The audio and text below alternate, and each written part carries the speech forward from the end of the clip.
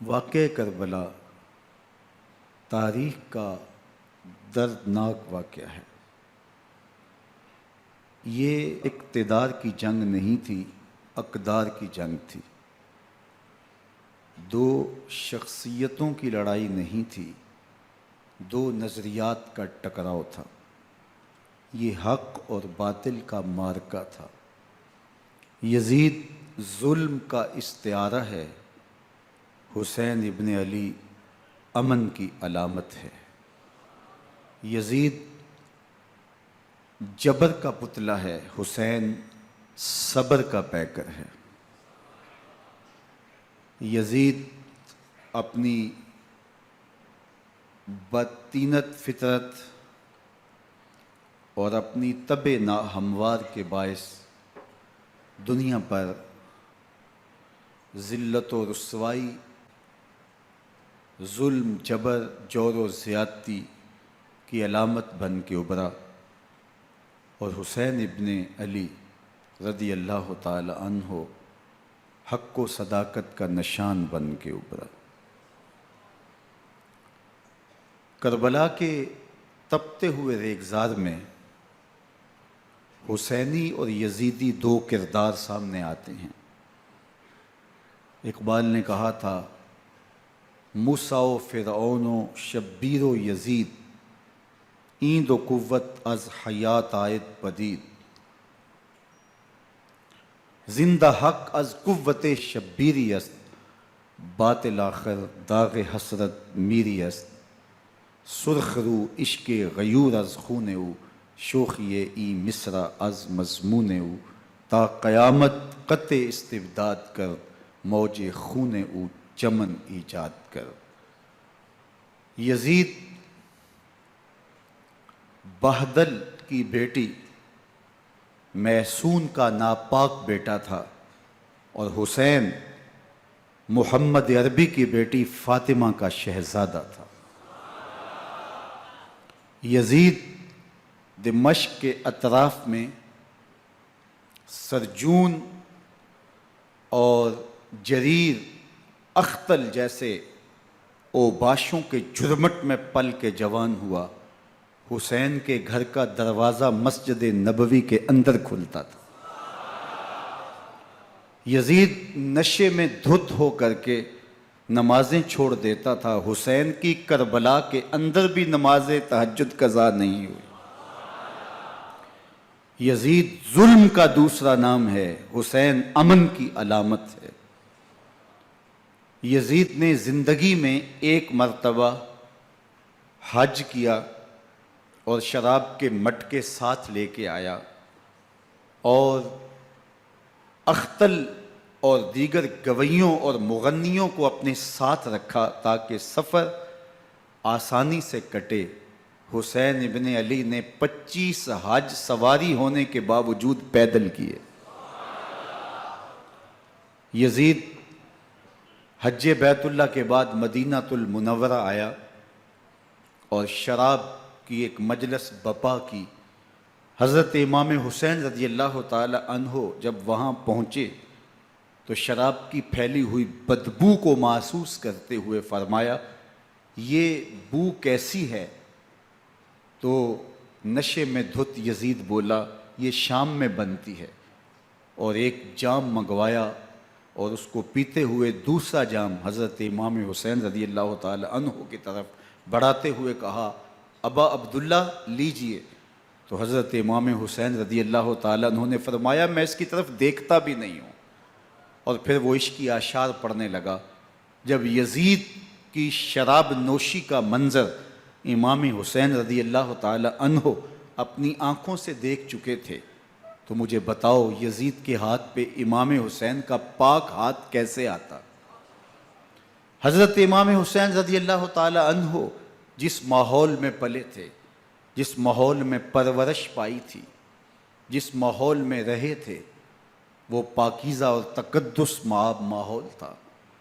اور یزید کبھی اطراف دمشق میں، کبھی غوطہ میں، کبھی الخضرہ محل میں، اور کبھی کہاں داد عیش دیتا رہا اور لہو و لعب کے اندر مصروف رہا۔ اور اس کی زندگی ان چیزوں سے عبارت تھی۔ وہ محرمات کو حلال قرار دیتا، شراب نوشی اس کی ہڈیوں میں رچی ہوئی تھی، اور شریعت بیضا کا مذاق اڑایا کرتا۔ اور حسین ابن علی رضی اللہ تعالی عنہ کی دوستیاں جن لوگوں سے تھی وہ عبداللہ ابن عباس تھے، عبداللہ ابن عمر تھے، حضرت عبد الرحمن بن ابو بکر رضی اللہ تعالی عنہ تھے۔ یزید تو جوا کھیلتا رہا، یزید تو قمار بازی کرتا رہا، یزید تو شراب نوشی کرتا رہا، اور حسین ابن علی مسجد نبوی کے ممبر میں حضور کے پہلوؤں میں بیٹھتے رہے۔ زمانے نے وہ منظر دیکھا کہ سرخ رنگ کے جوڑے پہنے ہوئے حسنین کریمین حجرہ فاطمہ سے نکلتے ہیں، کم عمری کی وجہ سے کبھی گرتے ہیں کبھی سنبھلتے ہیں، اور آقا کریم خطبہ ارشاد کر رہے ہیں، خطبہ چھوڑ کے حضور نے شہزادوں کو اٹھا لیا۔ وہ منظر بھی زمانے نے دیکھا۔ حضرت عبداللہ بن شداد کہتے ہیں کہ حضور سجدے میں تھے اور سجدہ اتنا طویل ہو گیا، ہمیں لگا یا تو وحی کا نزول ہو رہا ہے یا پھر اللہ کا حکم آ گیا اور اللہ کے محبوب کی روح قبض کر لی گئی۔ لیکن میں نے جب نظریں اٹھا کے ننکیوں سے دیکھا تو کیا منظر تھا کہ حسین ابن علی حضور کی پشت پہ بیٹھے ہوئے اور میرے آقا سجدے کو طول دے رہے ہیں۔ اللہ اکبر! حسین کے لیے پیغمبر کے سجدوں کو طول دیا جا رہا ہے۔ حسین ابن علی کبھی ممبر پہ حضور کی اطراف میں بیٹھتے ہیں، وہ منظر بھی دنیا نے دیکھا کہ حضور کے مبارک کندھوں پر حسین ابن علی بیٹھے ہیں اور حضور کی زلفوں کو پکڑا ہوا ہے۔ تو حضرت عمر رضی اللہ تعالیٰ عنہ دیکھ کے کہتے ہیں واہ واہ کیسی سواری میسر آئی حسین ابن علی کو۔ تو میرے آقا مسکرا کے کہتے ہیں عمر سواری دیکھتے ہو سوار بھی تو دیکھو۔ اللہ اکبر! حضرت اسامہ بن زید بن حارثہ رضی اللہ تعالیٰ عنہ فرماتے ہیں رات کا ایک پہر گزر گیا اور مجھے حضور سے کوئی کام تھا، میں آقا کریم کی خدمت میں حاضر ہوا، در دولت پہ دستک دی، حضور تشریف لائے تو چادر اوڑی تھی، بکل کی ہوئی تھی میرے حضور نے، تو میں نے اپنی حاجت کہی تو حضور نے میری حاجت پوری کر دی۔ لیکن ایک منظر میں نے دیکھا کہ حضور نے جو چادر کی بکل فرمائی تھی اس کے اطراف میں پہلوؤں میں ابھار تھے جس طرح اندر کوئی ہو۔ مجھ سے نہ رہا گیا، میں نے پوچھ لیا، میں نے کہا بندہ نواز چادر کے اندر کیا ہے؟ فَكَشَفَهُ، تو حضور نے چادر کو کھول دیا۔ فَإِذَا الْحَسَنُ وَالْحُسَيْنُ عَلَىٰ وَرِكَيْهِ، تو کہتے ہیں میں نے اپنی آنکھوں سے دیکھا ایک پہلو سے امام حسین لپٹے ہوئے تھے، ایک پہلو سے امام حسن لپٹے ہوئے تھے۔ فرمایا یہ میرے بیٹے ہیں، یہ میری بیٹی کے بیٹے ہیں، اے اللہ میں ان سے پیار کرتا ہوں، تو بھی ان سے پیار کر، جو ان سے پیار کرے اس سے بھی پیار کر۔ ان کی محبت کا درس دیا، ان کے پیار کا سبق پڑھایا، کہا ان سے پیار کرنے والا میرے سے پیار کرنے والا ہے، ان سے بغض رکھنے والا میرے سے بغض رکھنے والا ہے۔ ان کی تکلیف حضور کو بے چین کر دیتی تھی۔ حضرت سیدہ فاطمہ الزہرا رضی اللہ تعالی عنہ کے گھر کے قریب سے گزرے تو حضرت امام حسین کے رونے کی آواز آ رہی تھی، تو آقا کریم علیہ السلام نے فرمایا کہ فاطمہ حسین کو چپ کرواؤ، الا تعلمی ان بقاءہ یوزینی، تو جانتی نہیں حسین کا رونا مجھے دکھ دیتا ہے۔ حسین ابن علی کو حضور رونے نہیں دیتے تھے، ان کو دکھی نہیں ہونے دیتے تھے، کیونکہ رسول اللہ صلی اللہ علیہ وسلم جانتے تھے کہ یہ کتنے دکھ سہے گا، کتنی تکلیفوں سے گزرے گا اور کتنے مصائب سہے گا۔ زمانے نے وہ گھڑیاں بھی دیکھیں کہ حضرت حذیفہ بن یمان رضی اللہ تعالیٰ عنہ فرماتے ہیں کہ میں حضور کی خدمت میں نماز مغرب کی ادائیگی کے لیے حاضر ہوا، اور میں نے یہ اجازت خاص طور پہ اپنی ماں سے اس شرط پہ لی تھی کہ امی آپ مجھے اجازت دیں، میں حضور کی خدمت میں حاضر ہوتا ہوں، مغرب کی نماز بھی ادا کروں گا اور پھر حضور سے عرض کروں گا حضور میرے لیے اور میری ماں کے لیے بخشش کی دعا کر دیجئے۔ ماں نے اس شرط پہ اجازت دے دی اور میں حضور کی خدمت میں آ گیا، نماز مغرب ادا کی، سلام پھرا تو میرے دل میں آرزو تھی میں حضور سے عرض کروں حضور میرے لیے اور میری ماں کے لیے مغفرت کی بخشش کی دعا کر دیں، لیکن حضور عبادات میں ذکر میں نوافل میں ایسے مشغول ہوئے کہ میں آرزو رکھنے کے باوجود بھی عرض نہ کر سکا۔ خیر نماز عشاء کا وقت ہوا، اذان پکاری گئی، حضور مصلی پہ آئے، نماز پڑھی، سلام پھرا، تو میرے دل میں پھر خیال آیا کہ ماں سے ایک نماز کی چھٹی لی تھی، نمازیں بھی 2 ہو گئیں، ماں نے جاتے ہی پوچھنا ہے، حضور سے میرے لیے اور اپنے لیے مغفرت کی، بخشش کی دعا کروائی تھی، تو کیا جواب دوں گا؟ اور حضور اٹھے اور کاشانہ اقدس کی طرف چل دیے۔ اب میرے دل میں یہ خیال رہ کے آ رہا تھا کہ ماں کو کیا جواب دوں گا؟ میں تو حضور سے بخشش و مغفرت کی دعا کروا ہی نہیں سکا۔ جب حضور چل پڑے تو غیر ارادی طور پہ میں بھی حضور کے پیچھے چل پڑا۔ چلنے میں تھوڑی سی رفتار تیز ہو گئی، جس سے قدموں کی آہٹ پیدا ہوئی۔ تو جب آواز پیدا ہوئی تو حضور نے رخ پھیرے بغیر فرمایا، من ھذا، میرے پیچھے پیچھے کون آ رہا ہے؟ پھر خود ہی کہا، حذیفہ تو نہیں؟ تو میرا دل دھڑک رہا تھا، قلت نعم، میں نے کہا جی حضور، میں حذیفہ ہوں۔ فرمایا، ما حاجتک، غفر اللہ لک ولامک، کیا کام ہے؟ اللہ تجھے بھی بخش دے، تیری ماں کو بھی بخش دے۔ اب جو کام تھا وہ جنبش لب سے پہلے ہی ہو گیا، یہاں تو لفظوں کا سہارا بھی نہیں لینا پڑتا، وہ بند لبوں کی بولیاں بھی سنتے ہیں۔ اقبال بولا ہے، فروغت صبح آثار و دہور، چشم تو بی نندائے ما فی الصدور، تیری نظر تو سینوں کے چھپے راز بھی دیکھتی ہے۔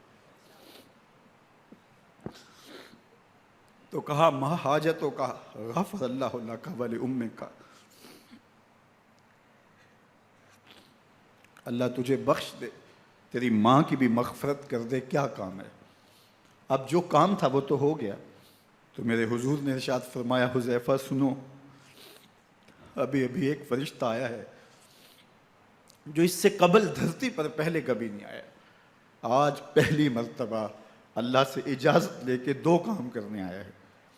ایک تو مجھے سلام کرنے آیا ہے، اور دوسرا خوشخبری دینے آیا ہے کہ آپ کی بیٹی فاطمہ جنتی عورتوں کی سردار ہے، اور حسن اور حسین جنتی جوانوں کے سردار۔ ایک طرف یزید ناپاک میسون کا پلیت بیٹا، اور ایک طرف محمد عربی کا نواسا، فاطمہ کے دودھ کا اثر، علی المرتضیٰ کے خون کی تاثیر، رسول اللہ صلی اللہ علیہ وسلم کے کندھوں پہ بیٹھنے والا۔ ایک دن حضور نے امام حسین رضی اللہ تعالیٰ عنہ کے ہاتھ پکڑ لیے اور ان کے پاؤں اپنے پاؤں پہ رکھے، اور پھر فرمایا، بیٹے آگے بڑھو، اور ان کے پاؤں حضور کی پنڈلیوں پہ آئے۔ پھر کہا، بیٹے اور آگے بڑھو، حتیٰ کہ ان کے پاؤں حضور کی رانوں پہ آئے۔ پھر فرمایا، بیٹا اور آگے بڑھو، تو ان کے پاؤں حضور کے مبارک بطن اقدس پہ آئے۔ پھر بازوؤں کو کھینچ کے اپنے قریب کیا، اور حسین ابن علی کے منہ میں اپنی زبان رکھ دی، اور وہ اس طرح چوس رہے تھے جس طرح کھجور چوسی جاتی ہے۔ تو اللہ کے محبوب علیہ السلام نے حسین ابن علی کو اپنی زبان کا لعاب دہن دے کر کے، وہ شیر رحمت دے کر کے، وہ کوثر و تسلیم سے پاکیزہ تر آب رحمت عطا کر کے ان کی ہمیشہ کے لیے پیاس بجھا دی، تاکہ کل کربلا کے تپتے ہوئے ریگزار میں حسین ابن علی کو پیاس کی شدت تنگ نہ کرے اور پائے استقلال میں لغزش نہ آنے پائے۔ ان نازوں سے پالے ہوئے حسین کو، ان محبتوں سے پالے ہوئے حسین ابن علی کو امتحان بھی اتنے بڑے درپیش تھے۔ یاری تیری سونا پر ازمیشاں تیریاں اگ، سونا پرکھیا جامدہ ہے نال اگاں دے لگ۔ جتنا بڑا شخص ہوتا ہے اتنی آزمائشیں بھی بڑی ہوتی ہیں۔ پیغمبر رحمت کی آغوش میں کھیلنے والا، حجرہ فاطمہ کا جانشین، مصلی رسول کا وارث، منبر رسول صلی اللہ علیہ وآلہ وسلم پر حضور کے مبارک پہلو اور گود میں بیٹھنے والا حسین، حضور کی زبان چوسنے والا حسین، حضور کے کندھوں پہ سواری کرنے والا حسین، آقا کریم علیہ الصلوۃ والسلام کے مبارک سجدے کی حالت کے اندر حضور کی پشت پہ کھیلنے والا حسین، جس حسین کا دروازہ مسجد نبوی کے اندر کھلتا تھا اور یزید کی کرتوتوں کے چشم دید گواہ تھے۔ یزید جب تخت نشین ہوتا ہے تو اسے یہ فکر ہوتی ہے کہ امام حسین، عبداللہ بن زبیر، عبداللہ بن عمر، عبداللہ ابن عباس یہ میری بیعت کریں. اور وہ ولید بن عقبہ کو لکھتا ہے کہ ہر صورت میں ان کی بیعت لو، اور اگر بیعت نہ دیں تو سختی کرو. حضرت امام حسین رضی اللہ تعالی عنہ کو بلاوا آتا ہے کہ آپ کو دارالامارت میں گورنر ہاؤس میں بلایا جا رہا ہے. ولید بن عقبہ کا پیغام آپ کو پہنچتا ہے. آپ اس وقت فرماتے ہیں کہ اس وقت جو پیغام پہنچا ہے وہ کسی خطرے سے خالی نہیں ہے. تو کچھ سواروں کو ساتھ لیا، کہا تم دارالامارت کے باہر کھڑے رہنا، اگر میری آواز بلند ہوئی تو اندر آ جانا، ورنہ تم انتظار کرنا. آپ اندر گئے. ولید بن عقبہ نے مروان کو بھی بلایا تھا. مروان بن حکم یہ گورنر مدینہ ولید سے پہلے رہ چکا ہے، تو اس نے مشورہ دیا کہ سختی کی جائے. خیر ولید بن عقبہ نے کہا کہ یہ خط ہے، حضرت امیر معاویہ کا انتقال ہو گیا اور یزید تخت نشین ہوا ہے، لہٰذا وہ آپ سے بیعت کا مطالبہ کرتا ہے. تو حضرت امام حسین رضی اللہ تعالیٰ عنہ نے فرمایا کہ میرے جیسا شخص یوں چھپ کے بیعت نہیں کر سکتا. اور آپ واپس پلٹے. مروان بن حکم نے ولید بن عقبہ کو کہا کہ یہ موقع ہے جانے نہ دیا جائے، اگر یہ نکل گئے تو دوبارہ تم قابو نہیں پا سکو گے، اور انہیں یہیں قتل کر دیا جائے. حضرت امام حسین رضی اللہ تعالیٰ عنہ نے یہ بات سن لی. کہتے ہیں حضرت امام حسین انہی قدموں کے بل واپس پلٹے اور مروان بن حکم سے مخاطب ہو کے کہا، مروان کیا بول رہا ہے؟ وہ خاموش ہو گیا. فرمایا تو جانتا نہیں ہم کون ہیں؟ آنا حسین ابن علی ابن ابی طالب، میں حسین ہوں، میں علی کا بیٹا ہوں. ہمارے گھر میں قرآن اترتا رہا ہے، وحی کا نزول ہوتا رہا ہے، اور یزید فاسق ہے، فاجر ہے، مسلمانوں کا قاتل ہے اور شرابی ہے. میں ڈنکے کی چوٹ پہ یزید کی بیعت سے انکار کرتا ہوں. بس حیدری کچھار سے محمدی شیر نکل آیا ہے. اب اوسان خطا ہو گئے، راستہ چھوڑ دیا، واپس آئے. سیدہ زینب سے ملے، کہا مدینے کو چھوڑنا پڑے گا. کہا بھیا کیا ہوا؟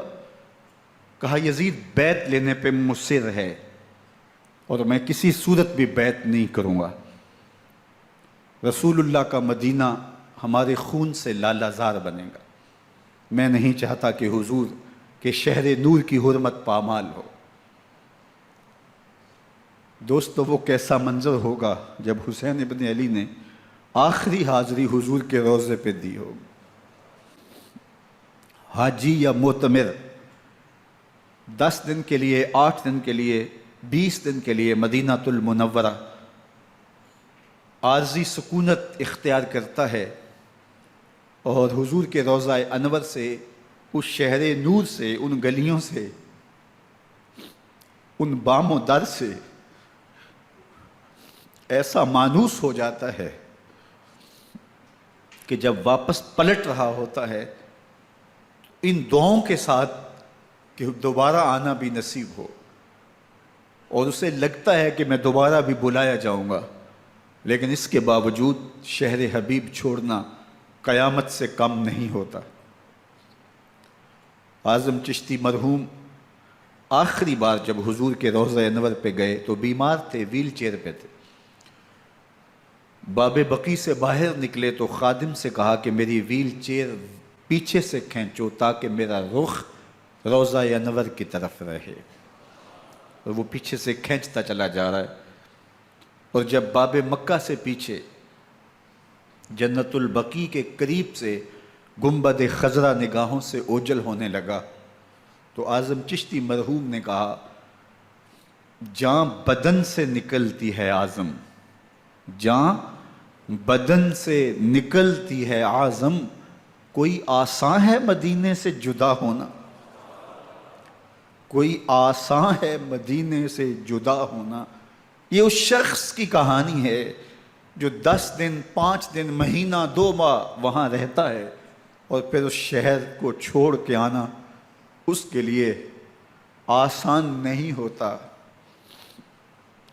اور مجھے بتاؤ کہ حسین جو پیدا مدینے میں ہوا، جس کے گھر کا دروازہ مسجد نبوی کے اندر کھلتا تھا، جو مسجد نبوی کے اندر پرورش پا کے جوان ہوتا ہے اور مدینے کی گلیوں میں کھیلتا رہا، اس حسین ابن علی کے لیے مدینہ چھوڑنا، اور پھر وہ اس بات کا علم اور شعور رکھتے تھے کہ یہ آخری بار حضور کے در پہ حاضری ہے، دوبارہ اس شہر نور میں نہیں آ سکوں گا، تو کیا قیامت ہوگی اور کیا منظر ہوگا۔ محمد بن حنفیہ کے علاوہ خاندان نبوت کے جتنے لوگ تھے ان سب نے شہر مدینہ کو الوداع کہا، اور رات کے موقع میں مدینہ المنورہ کو، مسجد نبوی کو چھوڑ کر کے مکہ کی جانب عازم سفر ہوئے۔ 3 شعبان المعظم کو مکہ المکرمہ پہنچتے ہیں، ادھر کوفیوں کے خطوط آنے شروع ہو جاتے ہیں۔ حضرت امام حسین رضی اللہ تعالیٰ عنہ مسلم بن عقیل رضی اللہ تعالیٰ عنہ کو صورتحال معلوم کرنے کے لیے بھیج دیتے ہیں۔ 40,000 کوفی آپ کے ہاتھ پہ بیعت کر لیتے ہیں۔ ادھر 25 پیدل حج کرنے والے حضرت امام حسین 8 ذی الحج کو احرام باندھتے ہیں، لیکن آپ کو پتہ چلتا ہے کہ حاجیوں کے روپ میں قاتل چھپا دیے گئے، تو آپ اس احرام کو حج کی بجائے عمرے میں بدلتے ہیں اور کوفے کی جانب عازم سفر ہوتے ہیں۔ کائنات والو، ذرا سینے پہ ہاتھ رکھ کے دیکھو کہ یہ کتنا مشکل مرحلہ تھا۔ اس دین کی آبرو کو بچانے کے لیے حضرت امام حسین رضی اللہ تعالیٰ عنہ نے کتنا بڑا قدم اٹھایا۔ آپ کے بہی خواہ، دوست، احباب عبداللہ بن عمر یہ سارے روکتے ہیں۔ عبداللہ بن عباس کہتے ہیں حضرت نہ جائیے، الکوفی لا یوفی، کوفی کبھی وفا نہیں کرتے، آپ کے والد کو وہاں شہید کیا گیا، لیکن آپ ایک فرض کو نبھانے جا رہے ہیں۔ میرے غم گسارو، میرے مہربانوں، نہ روکو مجھ کو جانے دو، مجھے نانے کے دی کی ڈوبتی کشتی بچانے دو، میں جاتا ہوں کہ دنیا پر وفا کا نام رہ جائے، میں رہوں نہ رہوں پر عظمت اسلام رہ جائے۔ میں نہیں جاتا تو نبی کے گھر کی آن جاتی ہے، میں نہیں جاتا تو نبی کے گھر کی آن جاتی ہے، تمہارا دین جاتا ہے، میری غیرت ایمان جاتی ہے۔ حضرت امام حسین یہاں سے چلتے ہیں، ابھی راستے میں ہی پہنچتے ہیں کہ یہ خبر آتی ہے کہ کوفے والوں نے بے وفائی کر دی، حضرت مسلم بن عقیل رضی اللہ تعالیٰ عنہ کو شہید کر دیا گیا، نعمان بن بشیر معزول کر دیے گئے، ابن مرجانہ ابن زیاد وہاں متعین کر دیا گیا جو سخت گیر شخص تھا، اور اس نے لوگوں کو ڈرایا دھمکایا اور کوفے کے لوگوں کے دل بدل گئے اور وہ بیتیں توڑنے لگے۔ وہ منظر مسجد کوفہ کا کتنا دلگداز تھا، جب امام نماز کے لیے کھڑے ہوئے تو 40,000 لوگ آپ کے پیچھے تھا۔ جب سلام پھیرا اور امام نے دیکھا کہ پیچھے لوگ نہیں ہیں، پھر لوگوں نے اپنے دروازے بھی بند کر لیے۔ رات کی تنہائیاں ہیں اور حضرت مسلم بن عقیل کو کوئی پناہ دینے والا نہیں ہے۔ لوگوں نے دروازے بند کر لیے کہ کہیں ہمارے گھر میں نہ آ جائیں اور ہم مشقت اور حکومتی تشدد کا شکار نہ ہوں۔ کتنا دردناک لمحہ ہے حضرت مسلم بن عقیل رضی اللہ تعالیٰ عنہ پہ، اور پھر حضرت مسلم بن عقیل بے دردی سے شہید کر دیے جاتے ہیں۔ آپ ابھی راستے میں ہیں، یہ ساری کہانی پہنچتی ہے کہ حضرت مسلم شہید کر دیے گئے اور بے دردی سے شہید کر دیے گئے۔ وہ جنہوں نے خط لکھے تھے کہ ہم آپ کے ساتھ ہیں اور ہم منتظر ہیں، چشم برا ہیں، آپ کے قدموں کی چاپ سننے کے لیے بےتاب ہیں، آج انہوں نے بیتیں توڑ دی۔ 40,000 کوفی منحرف ہو گئے۔ مسجد کوفہ کا وہ منظر کس قدر روح کو تڑپا دینے والا تھا۔ ہم پچھلے سال عصر اور مغرب کے درمیان جب کوفہ پہنچے تو سورج ڈوبنے کے قریب تھا۔ میں نے اپنی زندگی میں اتنا اداس موسم کہیں نہیں دیکھا جتنا اداس موسم کوفے میں دیکھا۔ ایسے لگتا تھا جس طرح کوفے کی آب و ہوا آج بھی شرمندہ ہے۔ جو مسلم بن عقیل اور خاندان نبوت کے ساتھ اہل کوفہ نے کیا، حضرت امام حسین رضی اللہ تعالیٰ عنہ کو ان کے بہی خواہوں نے، اعزاء نے، اقربا نے، دوستوں نے، آوان و انصار نے، ساتھیوں نے کہا کہ حضرت حالات یکسر تبدیل ہو گئے، اب ہمیں مراجعت کر جانی چاہیے، واپس پلٹ جانا چاہیے۔ تو حضرت امام حسین کافی سوچ بچار میں رہے، پھر اس کے بعد آپ نے فیصلہ کیا کہ ہم آگے بڑھیں گے۔ دوستوں نے کہا کہ حضرت اگر آپ آگے بڑھیں گے تو ہمیں لگتا ہے کہ وہ آپ کے ساتھ سلوک اچھا نہیں کریں گے اور آپ بچوں کے سامنے پیاسے شہید کر دیے جائیں گے۔ تو حضرت امام حسین رضی اللہ تعالیٰ عنہ نے وہاں ایک خطبہ ارشاد فرمایا کہ لوگوں تم جو مجھے بتا رہے ہو مجھے اچھی طرح معلوم ہے، جو تم مجھے منظر پیش کر رہے ہو وہ میری نگاہوں میں ہے، اور جو کچھ ہونے والا ہے چشم تصور وہ منظر دیکھ رہی ہے۔ کیونکہ حضرت امام حسین رضی اللہ تعالیٰ عنہ کی شہادت کی خبر حضرت امام حسین کے پیدا ہوتے ہی خاندان نبوت میں عام تھی۔ حضور علیہ الصلوۃ والسلام کو یہ بات جبریل امین نے آ کے بتائی تھی جب حسین ابن علی کے ساتھ حضور محبت کا اظہار کر رہے تھے، تو یہ جبریل امین نے آ کے کہا تھا حضور آپ کا یہ بیٹا ارض طف میں شہید کر دیا جائے گا، اور کربلا کی مٹی لا کے حضور کو دی اور ام سلمہ کو حضور نے عطا کر دی۔ حضرت ام سلمہ کہتی ہیں کہ ایک دن میں سوئی تو خواب دیکھا کہ حضور کے مبارک بال بکھرے ہوئے ہیں اور سخت پریشان ہیں، تو میں نے کہا کہ حضور آپ کی یہ کیا حالت ہے؟ وَبِيَدِهِ قَارُورَةٌ، اور حضور کے ہاتھ میں ایک شیشی ہے، فیہا دمن، جس کے اندر خون ہے۔ تو میں نے کہا حضور یہ کیا؟ فرمایا میں قتل گاہ حسین سے آ رہا ہوں اور یہ حسین ابن علی کا خون ہے۔ تو کہا 10 محرم کا دن تھا، دوپہر کا یہ منظر تھا، میں کیلولہ کر کے اٹھی، جب میں نے دیکھا تو وہ شیشی جس میں کربلا کی مٹی رکھی تھی وہ خون بن چکی تھی۔ تو یہ خبر پہلے دی گئی تھی، یہ بتا دیا گیا تھا۔ فرمایا میرے دوستو جو تم مجھے بتاتے ہو میں اس سے بے خبر نہیں ہوں، یہ سب کچھ ہونے والا ہے، لیکن اس کے باوجود میں کیوں جا رہا ہوں؟ تو آپ کا ایک تاریخ ساز جملہ ہے جو کربلا کے فلسفے کو ہمارے سامنے رکھتا ہے کہ یہ اتنا بڑا امتحان کیوں دیا۔ حضرت امام حسین رضی اللہ تعالیٰ عنہ نے فرمایا وَلَكُمْ فِيَّ أُسْوَةٌ، میں اس لیے جا رہا ہوں قیامت تک ظلم، جبر اور ناانصافی کے خلاف کھڑے ہونے والوں کے لیے کوئی نمونہ تو ہو۔ میری زندگی قیامت تک ظلم، جبر اور استحصالی نظام کے خلاف کھڑے ہونے والوں کے لیے نمونہ ہے۔ تو حضرت امام حسین رضی اللہ تعالیٰ عنہ نے حق اور باطل کے درمیان ایک سرخ لکیر کھینچ دی اپنے خون سے۔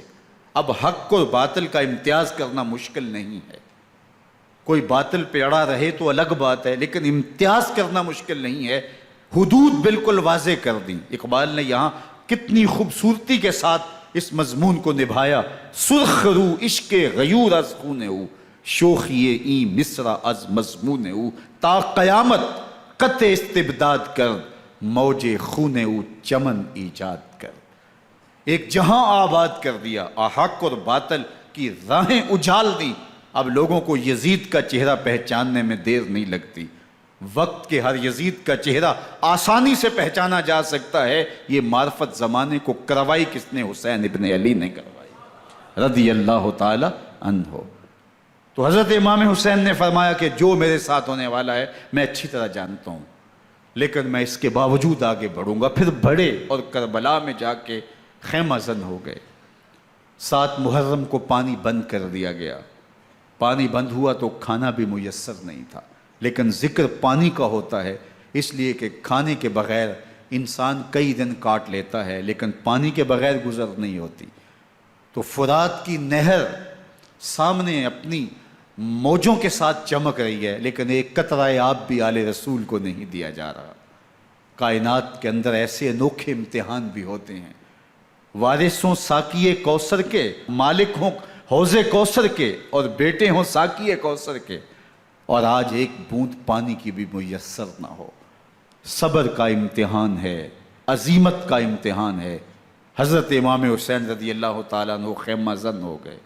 3 دن تک پانی بند رہتا ہے۔ 9 محرم کو رات کی تنہائی میں حملہ آور ہونا چاہتے ہیں، لیکن آپ نے کہا کہ ہمیں اللہ کے حضور عبادت اور ذکر کے لیے وقت دیا جائے۔ ساری رات ذکر میں گزرتی ہے، عبادات میں گزرتی ہیں۔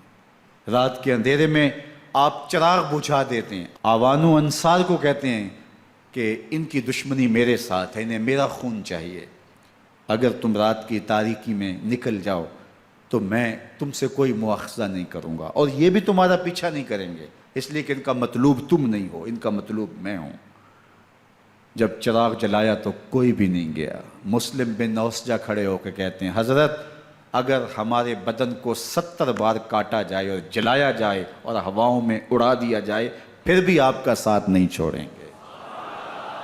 70 سال کے بوڑھے ہیں حبیب بن مظاہر، کہتے ہیں حضرت آپ کو چھوڑ کے جائیں کہاں، آپ کو چھوڑ کے جائیں کہاں، کوئی ساتھ چھوڑنے کے لیے تیار نہیں ہے۔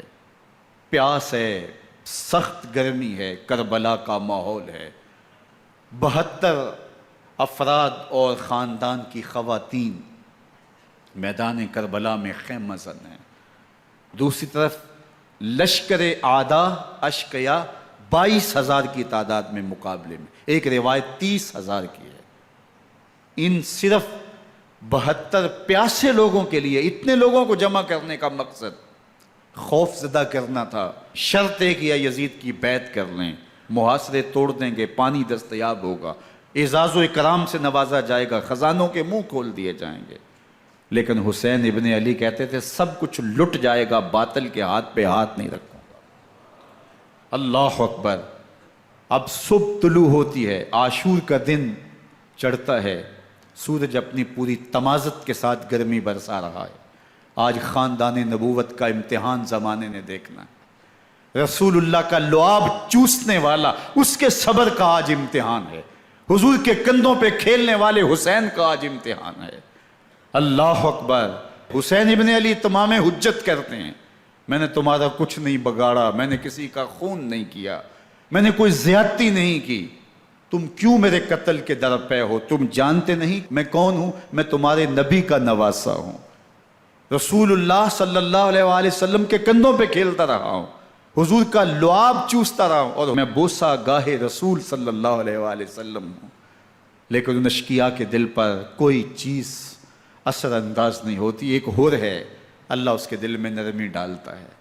پہلے تو امام حسین کو گھیر کے لے کر کے آتا ہے، لیکن بعد میں وہ قافلہ یزید سے قافلہ حسین کی طرف آ جاتا ہے۔ امام حسین فرماتے ہیں تو دنیا میں بھی ہور ہے، آخرت میں بھی ہور ہے، آزادی مل جاتی ہے۔ باقی 22,000 کا لشکر جرار امام حسین کے قتل کے در پہ ہے۔ پھر تاریخ نے خاندان نبوت کا وہ انوکھا امتحان دیکھا۔ حضرت امام حسین کے بچے بالخصوص خواتین پیاس کی شدت میں حلق خشک ہیں۔ حضرت سکینہ تڑپ کے اپنے باپ سے کہتی ہیں کہ مجھے 6 ماہ کے علی اصغر کی پیاس نہیں دیکھی جا رہی۔ بچے کو ہاتھوں پہ اٹھاتے ہیں اور نہر فرات کے کنارے پہنچ کے فرماتے ہیں اشقیاء سے مخاطب ہو کے تمہارا معاملہ میرے ساتھ ہے، اس 6 ماہ کے بچے نے تمہارا کچھ نہیں بگاڑا، اور چلو بھر کے اس کا حلق سیراب کرنا چاہتے ہیں۔ ایک 2 شاخہ تیر آتا ہے جو حضرت علی اصغر کے گلے کو چیر دیتا ہے۔ راوی لکھتے ہیں کہ وہ عام تیر نہیں تھا، جانوروں کو شکار کرنے کے لیے جو بڑے تیر ہوتے ہیں وہ 2 شاخہ تیر تھا۔ وہ گردن کو کاٹ دیتا ہے، خون بہنے لگتا ہے، گردن لٹک جاتی ہے۔ حضرت امام حسین وہ بہتا ہوا خون اپنے چلو میں لیتے ہیں اور آسمان کی طرف اچھال کے کہتے ہیں مالک حسین کی یہ قربانی بھی قبول فرما۔ یہ تماشا لب بام نہیں ہے، بچہ بیمار ہو ڈاکٹر جواب دے دیں، ماں باپ کے ہاتھ پھول جاتے ہیں، زندگی کی سانسیں ابھی چل رہی ہوتی ہیں، لیکن ڈاکٹر کہے کہ یہ میرے بس کا روگ نہیں ہے، کہیں اور لے جاؤ، تو زندگی کا لف و نشر غیر مرتب ہو جاتا ہے۔ میں سلام پیش نہ کروں حسین ابن علی کو، 6 ماہ کا علی اصغر ہاتھوں میں دم توڑتا ہے، گردن لٹک جاتی ہے، خون بہہ رہا ہے، اب خیموں کی طرف بڑھ رہے ہیں، لیکن زبان پہ شکایت نہیں ہے، کہتے ہیں مالک حسین کی یہ قربانی قبول کر لے۔ اب خیموں کی طرف آنا، شہر بانوں ام رباب سیدہ زینب حضرت سکینہ سلام اللہ علیہا کا سامنا کوئی آسان کام نہیں تھا، لیکن حسین ابن علی آتے ہیں، شہزادے کو یہاں خیموں کے قریب رکھ کے کہتے ہیں کہ یہ حوض کوثر سے سیراب ہو گیا ہے۔ اللہ اکبر، کوہرام مچ جاتا ہے خیموں کے اندر، کیا منظر ہوگا اور ان کو کن الفاظ کے پیرائے میں ڈھال کر کے ان کیفیات کو بیان کیا جا سکتا ہے جو اہل بیت کے خیموں کے اندر علی اصغر کی شہادت کے بعد کا منظر رقم ہو رہا ہوگا۔ اللہ اکبر، ادھر اشکیا آوازیں دے رہے ہیں، مبارزت کے لیے پکار رہے ہیں۔ زمانے نے پھر وہ منظر بھی دیکھا کہ جوان بیٹے کو 18 سال کی کمائی حضرت امام حسین میدان عمل میں بھیج رہے ہیں۔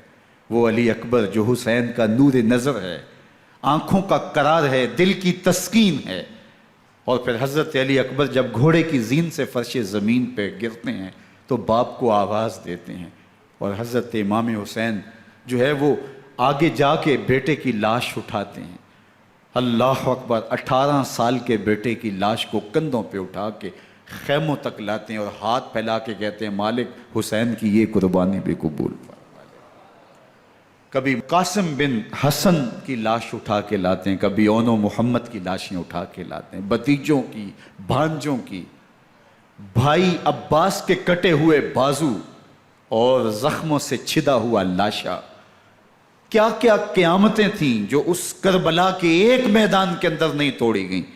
حضرت امام حسین پر دکھ پہ دکھ، تکلیفوں پہ تکلیفیں، اب 71 لاشیں اٹھا کے خیموں تک پہنچا چکے، اور ادھر مبارزت کی دعوت دی جا رہی، آؤ میدان عمل میں آؤ، اب دیر کیوں کر رہے ہو۔ رسول اللہ کا حرم، رسول اللہ کی شہزادیاں جو نازوں میں پلی تھیں، وہ کلیاں جو شبنم کا بوجھ بھی گوارا نہیں کر سکتی تھی، آج مصیبتوں کے پہاڑ ٹوٹ گئے۔ حضرت امام حسین کبھی شہربانوں کو، کبھی ام رباب کو دلاسہ دیتے ہیں، کبھی حضرت زینب کو کہتے ہیں۔ حضرت زینب کربلا کے اس میدان کے اندر بڑے حوصلے کے ساتھ اپنے بھائی کے ساتھ کھڑی رہی، اپنے 2 بیٹے راہ خدا میں پیش کیے، ان کی لاشیں وصول کی، لیکن زینب جس جرأت کے ساتھ، جس پامردی کے ساتھ اس سارے منظر کو حوصلے کے ساتھ سہتی رہی، وہ یقیناً حوصلہ سیدہ زینب سلام اللہ علیہا کا ہی ہے۔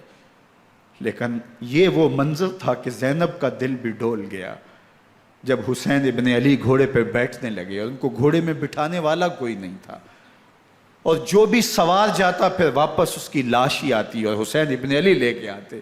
آج حسین ابن علی جا رہے ہیں، زندگی کا سارا سرمایہ لٹ رہا ہے، حضرت زینب سلام اللہ علیہا سنبھل نہیں رہی۔ حضرت امام رضی اللہ تعالیٰ عنہ اٹھے اور آپ نے حضرت زینب کو صبر کی تلقین کی اور کہا کہ صبر ہی بہترین ذریعہ ہے اور اللہ کی قربت کا ایک بہترین سبب ہے، اور ان کو صبر کی تلقین کرتے ہوئے فرمایا کہ میرے بعد تم نے اس ذمہ داری کو سنبھالنا ہے اور ان مخدرات اسلام کی، ان شہزادیوں کے پردے کی تم نے حفاظت کرنی ہے۔ اور پھر گھوڑے کی زین کس کے امام حسین لشکر اشقیاء کی طرف بڑھتے ہیں۔ اب خیموں سے سسکیوں کی آواز آ رہی ہے، ان کا سردار، ان کا تاجدار آج سب کو چھوڑ کے کربلا کے میدان کی طرف بڑھ رہا ہے۔ جرم کیا کیا، قصور کیا کیا، اس نے کیا زیادتی کی کہ آج نیزوں اور انیوں کے مقابلے میں 22,000 کا لشکر حضرت امام حسین پہ ٹوٹ پڑتا ہے۔ آپ پھر اتمام حجت کرتے ہیں، میں نے کسی کو قتل نہیں کیا، خون ناحق نہیں بہایا، میرے خون کے درپے کیوں ہو، اپنی آخرت کیوں برباد کرتے ہو، تم جانتے نہیں میں کون ہوں، میں تمہارے نبی کا نواسا ہوں۔ لیکن ابن زیاد کہتا ہے مقابلے میں آؤ۔ پھر حضرت امام حسین رضی اللہ تعالیٰ عنہ مقابلے میں آتے ہیں، اور جب گھوڑے کو ایڑ لگا کے دشمن اشقیاء پہ ٹوٹتے ہیں تو پھر ایسا منظر ہوتا ہے کہ وہ بھیڑ بکریوں کی طرح آگے بھاگتے ہیں۔ 71 زخم کلیجے پہ لیے شجاعت کا یہ پیکر جب میدان میں آتا ہے، آواز آتی، یہ کون ذی وقار ہے، بلا کا شاہ سوار ہے، لباس ہے پھٹا ہوا غبار سے اٹا ہوا، تمام جسم نازنی چدا ہوا کٹا ہوا، یہ نبی کا نور عین ہے، یہ بالیقین حسین ہے، یہ حسین ابن علی ہے رضی اللہ تعالیٰ عنہ۔ پھر چاند بادلوں میں گھر جاتا ہے، شامی غنڈے تیر برساتے ہیں، تلواروں سے آپ کے بدن پر ضربیں لگاتے ہیں اور نیزوں سے آپ کے بدن کو پرو دیتے ہیں۔ جب آپ کا پیراہن بعد میں اتارا گیا تو آپ کے پیراہن میں 122 سوراخ تیروں کے تھے، 33 زخم تلواروں کے اور 34 گھاؤ نیزوں کے تھے۔ جب گھوڑے کی زین سے فرش زمین پر آئے، بدن چھلنی تھا، زخم زخم سے خون بہہ رہا تھا، 3 دن کا پیاسا حسین، اللہ اکبر، بدن زخموں سے چور، 71 لاشیں کلیجے پہ لیے، مخدرات اسلام کے پردے کا خیال دل میں الگ ہے، لیکن گھوڑے کی زین سے جب فرش زمین پہ امام حسین آتے ہیں، زبان پہ ہائے نہیں، نالا و شیون نہیں، چیخ و پکار نہیں، آتے ہی پیشانی سجدے میں رکھتے ہیں اور پکارتے ہیں اللہم ردن بقضائک وصبرن علی بلائک تسلیما لامرک سبحان ربی الاعلی۔ مالک گھر لٹا کے، بچے لٹا کے، خاندان سب کچھ قربان کر کے، اپنے بدن کو زخموں سے چھلنی کروا کے، تیروں اور نیزوں کی انیوں سے اپنے آپ کو زخمی کروا کے، تیرے حضور سر جھکا کے یہ اقرار کرتا ہوں کہ حسین تیری تقدیر پہ راضی ہے، مالک تو بھی بتا، تو بھی حسین پہ راضی ہوا ہے کہ نہیں ہوا۔ آواز آ رہی ہے، اس پیاسے پر علی شیر خدا کو ناز ہے، اس نواسے پر محمد مصطفیٰ کو ناز ہے، اوروں نے بھی سجدے کیے پر اس کا عجب انداز ہے، اس نے وہ سجدہ کیا جس پر خدا کو ناز۔ حسین ابن علی رضی اللہ تعالیٰ عنہ کا سر انور دستے قاتل نے تب کاٹا جب وہ سجدے میں جھکا ہوا تھا۔ یزید نے کہا میں بیعت لوں گا، امام حسین نے کہا کبھی بھی نہیں دوں گا، یہ سر کٹ سکتا ہے جھک نہیں سکتا۔ سر کاٹ کے نیزے کی نوک پہ چڑھا دیا گیا اور یہ اس بات کا اعلان تھا کہ ہم جیت گئے اور حسینی ہار گئے، اور لشکر یزید میں غوغا مچ گیا، نقارے بجنے لگے کہ ہم جیت گئے، دیکھو امام حسین شہید کر دیے گئے، اور سر کاٹ کے نیزے کی نوک پہ چڑھایا گیا۔ لیکن لشکر یزید سے ہی آواز آئی یہ کیسا سر ہے جو کٹ کے بھی سر بلندی ہے، کٹ گیا ہے پھر بھی اونچا ہے، اللہ اکبر، یہ سر سجدے میں کٹا ہے، رب کے حضور عبادت کی حالت میں کٹا ہے، حسین آج بھی سجدے میں ہے، اللہ اکبر، حسین آج بھی سجدے میں ہے، بلکہ کٹے ہوئے سر کا رخ زمین کی جانب تھا اور کٹی گردن آسمان کی طرف، یوں نیزے پہ پرویا گیا، اللہ اکبر۔ ایک شاعر نے نقشہ کھینچا، بآنکھ سر نیزے پہ اور سوئے زمین ہے روح، یعنی سجدہ ثانی کی ہے آرزو۔ رکعت کے 2 سجدے ہوتے ہیں، ابھی ایک سجدہ ہوا تھا کہ دست قاتل نے سر کاٹ دیا، کہا حسین کی پیشانی میں دوسرے سجدے کی تمنا مچل رہی ہے۔ یہ تھا حسین ابن علی کا سجدہ، ساری زندگی رب کے حضور سجدہ قضا نہیں ہونے دیا۔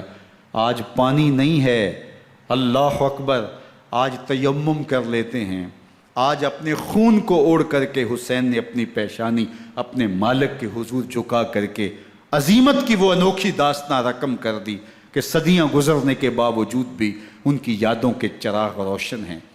جب حضرت امام حسین اور دوسرے آیان و انصار کو شہید کر دیا گیا تو ان کے سر نیزوں کی نوک پہ چڑھا دیے گئے، حضرت امام حسین کا کٹا ہوا سر اور باقی 71 افراد کے کٹے ہوئے سر نیزوں کی نوک پہ، اور 10 سواروں کو ابن سعد نے کہا کہ ان کو رون دو، اور گھوڑوں کی ٹاپوں تلے حضرت امام حسین رضی اللہ تعالیٰ عنہ اور ان کے آوان و انصار کو جو ہے وہ روندا گیا، حتیٰ کہ ان کی استخوان مبارک، ان کی ہڈیاں بھی چور چور ہو گئیں۔ روننے سے قبل ان کا لباس اتار لیا، ان کے کپڑے اتار لیے گئے۔ اللہ اکبر، کیسی دردناک گھڑیاں تھیں۔ یزید کا صرف یہی بد کرداری کا مرحلہ نہیں تھا، اس کربلا کے صحرا کے اندر یزید نے جس طرح امام حسین رضی اللہ تعالیٰ عنہ کو شہید کیا اور حضرت امام حسین کے خاندان کو شہید کیا، جب مدینہ المنورہ پر یزید نے مسلم بن عقبہ کو مقرر کیا، جس کو بزرگوں نے مصرف بن عقبہ کہا ہے، تو اس کو کہا 3 دن تک مدینے کا حرم تمہارے لیے حلال ہوگا، جو چاہو تم کرنا، اور شامی فوجوں کو اجازت ہوگی۔ تو وہاں بھی انہوں نے 10,000 تابعین اور 700 صحابہ کو شہید کیا۔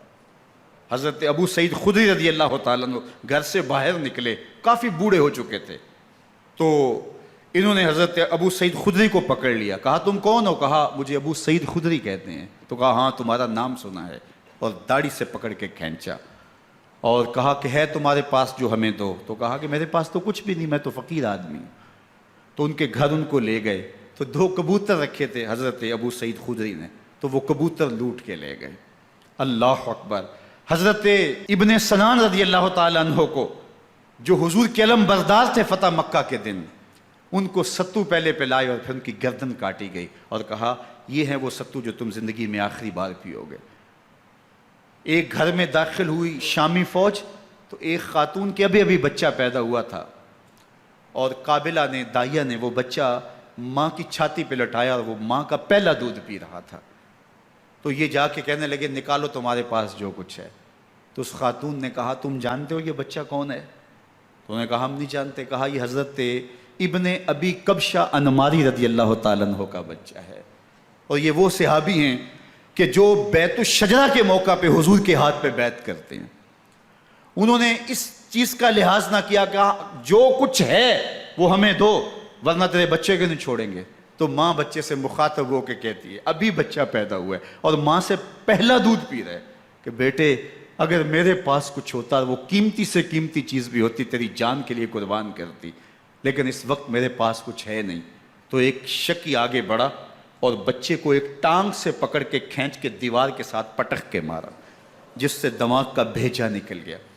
کیا کیا زیادتیاں نہیں کی۔ 700 صحابہ حرہ کے واقعہ میں شہید کیے یزید نے، اور 10,000 تابعین شہید کیے۔ مسجد نبوی میں منبر رسول کے ساتھ گھوڑے باندھے، اور وہ منبر رسول اور مصلی رسول کے قریب لید کرتے رہے۔ حضرت سعید بن المسیب فرماتے ہیں میں نابینا تھا اور حضور کے روضہ انور کے پاس بیٹھا تھا، اور یزید کے سپاہی آتے، جو بھی مسجد میں نظر آتا پکڑ کے لے جاتے، مجھے نابینا سمجھ کے چھوڑ دیتے، لیکن میں پریشان تھا کہ ظہر کا وقت ہوگا، عصر کا وقت ہوگا، مغرب عشاء کا وقت ہوگا، نہ اذان، نہ اقامت، نہ جماعت، تو کیسے مجھے پتہ چلے گا کہ نماز کا وقت ہو گیا، اور کیسی میری نمازوں کا کیا بنے گا؟ میں اس فکر میں بیٹھا تھا۔ لم ازل اسمع الاذان والاقامت من قبر رسول اللہ صلی اللہ علیہ وآلہ وسلم۔ فرماتے ہیں جب بھی پھر نماز کا وقت آیا، گنبد خضرا سے اذان کی بھی آواز آئی، اقامت کی بھی آواز آئی۔ 3 دن تک مسجد نبوی کے اندر گھوڑے بندے رہے، اور مدینہ کی حرمت پامال کی۔ مدینہ کے گھروں کے اندر یہ بدکماش داخل ہوئے، اور جو بدکاریاں انہوں نے کی، کلیجہ منہ کو آتا ہے۔ 1002 شیزائیں ان بدکاروں کی بدکاریوں کی وجہ سے کنواری حالت کے اندر حاملہ ہوئی۔ 3 دن تک مدینے کا حرم انہوں نے پامال کیا، اور پھر مکہ المکرمہ میں کعبہ اللہ پر گولے برسائے، اور کعبہ کا غلاف جل گیا۔ وہ تو یزید مر گیا، اور حضرت عبداللہ ابن زبیر رضی اللہ تعالیٰ عنہ نے اپنی خلافت کا اعلان کیا۔ یزید کے یہ کرتوت تھے، ادھر اہل مدینہ کو ستایا، ادھر اہل مکہ کو ستایا، اور رسول اللہ صلی اللہ علیہ وسلم کے خانوادے کی بے حرمتی اور توہین کی۔ نہ صرف انہیں قتل کیا گیا، ان کی لاشوں پہ گھوڑے دوڑائے۔ ابن سعد اور شمر جو ہے وہ خیموں میں داخل ہوا، اور مخدرات اسلام کی چادریں چھیننے کی کوشش کی۔ حضرت زینب سلام اللہ علیہ نے مخاطب ہو کے کہا ہمارے چہرے کے رکھوالے چلے گئے ہیں، ظالم تو خیال نہیں کرتا ہم رسول اللہ کی بیٹیاں ہیں۔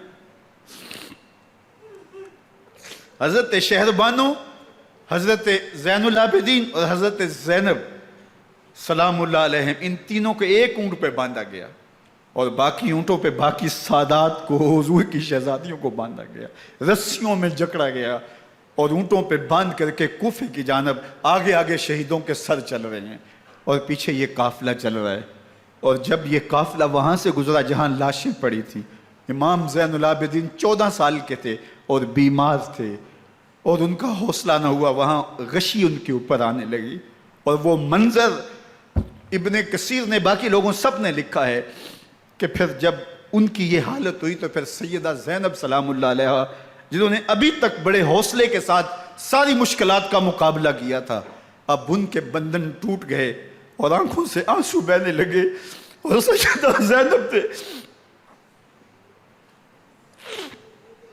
امام حسین رضی اللہ تعالیٰ عنہ کی لاش پہ کھڑے ہو کے، اور وہ روندی ہوئی لاش، ٹوٹی ہوئی ہڈیاں، اور وہ برینا بدن، کٹا ہوا سر نیزے کی نوک پہ، اور لاش یہ پڑی ہے، تو حضرت سیدہ زینب نے مدینے کی طرف منہ کر کے جو ہے وہ حضور سے فریاد کی، یا محمد آہو، یا محمد آہو، ھذا حسین بالآراء مزمل بالدماء، یا محمد آہو بناتوں کا سبایا۔ یا رسول اللہ، اے پیارے آقا، یا جدہ ہو، اے ہمارے نانا محترم، یہ دیکھیے آپ کا حسین پڑا ہوا ہے، بدن سے کپڑے اتار لیے گئے، خاک ہوائیں اڑا رہی ہیں، اور اس کے اوپر چادر جو ہے وہ مٹی کی پڑ گئی ہے۔ حضور آپ کی اولاد کاٹ دی گئی، اور پھر کہا بناتوں کا سبایا، حضور دیکھیے آپ کی بیٹیوں کے ہاتھ باندھ دیے گئے ہیں، اونٹوں پہ کس دیا گیا ہے، سر شہیدہ آگے آگے چل رہے ہیں، اور حضرت سیدنا امام حسین کا آگے آگے سر ہے۔ راستے کے اندر ایک جگہ آئی، رات گزری اور ان کو اتارا گیا۔ رات کا موقع تھا، ایک خاتون آئی اور اس نے کوئی کھانا پیش کیا ان کو، اور کہا کہ میں کسی زمانے میں حضرت سیدہ فاطمہ تو زہرا کی نوکری کیا کرتی تھی، ان کی لونڈی تھی، ان کی کنیز تھی، اور آج مجھے پتہ چلا کہ آپ لوگ گزر رہے ہیں، تو میں نے کہا کہ میں اپنی مخدومہ کے خاندان کی خدمت کروں۔ اور پھر اس نے کہا کہ اس وقت سیدہ کی گود میں ایک 6-7 ماہ کی بچی تھی جس کو زینب کہا کرتے تھے، تو سیدہ زینب نے کہا کہ اماں اگر پہچانتی ہو تو وہ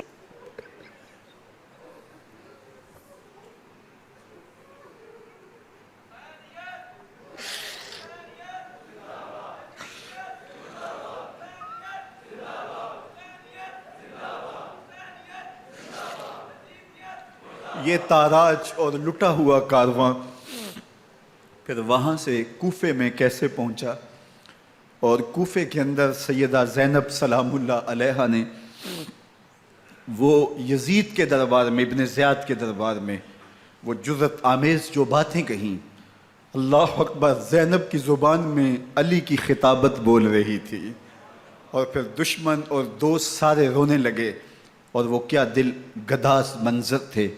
اور پھر یہ سروں کا قافلہ اور سادات کرام کا مشکیں کسی ہوئی ہیں اور اونٹوں پہ باندھے ہوئے، ان کو وہاں سے پھر قادسیہ، اور قادسیہ سے پھر دمشق یزید کے دربار میں پہنچایا گیا، اور وہاں سے یہ لٹے ہوئے خانمہ برباد تاراج لوگ مدینہ المنورہ میں کیسے پہنچے، اور اہل مدینہ نے کیسے استقبال کیا، اور وہ منظر کتنا دلگداز تھا جب اہل مدینہ زینب سے پوچھتے تھے زینب حسین کہاں ہے؟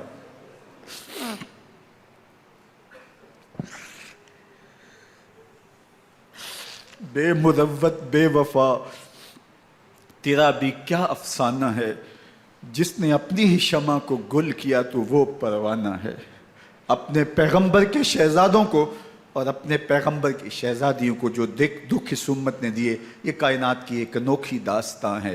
اللہ ہمیں اسوہ شبیری پہ عمل کی توفیق عطا کرے اور ان کے نقوش پاک کی برکتیں دے، اہل بیت کی محبت ہماری روحوں میں جذب کر دے، اور جس عظیمت کے ساتھ، جس حوصلے کے ساتھ انہوں نے دکھوں کو جھیلا، جو دہکتی آگ کے شعلوں پہ سویا وہ حسین، جو جواں بیٹے کی میت پر نہ رویا وہ حسین، جس نے سب کچھ کھو کے کچھ نہ کھویا وہ حسین، مرتبہ اسلام کا جس نے دوبالا کر دیا، خون نے جس کے دو عالم میں اجالا کر دیا، جو کہ سوزے غم کو سانچے میں خوشی کے ڈھال کے، مسکرایا موت کی آنکھوں میں آنکھیں ڈال کے۔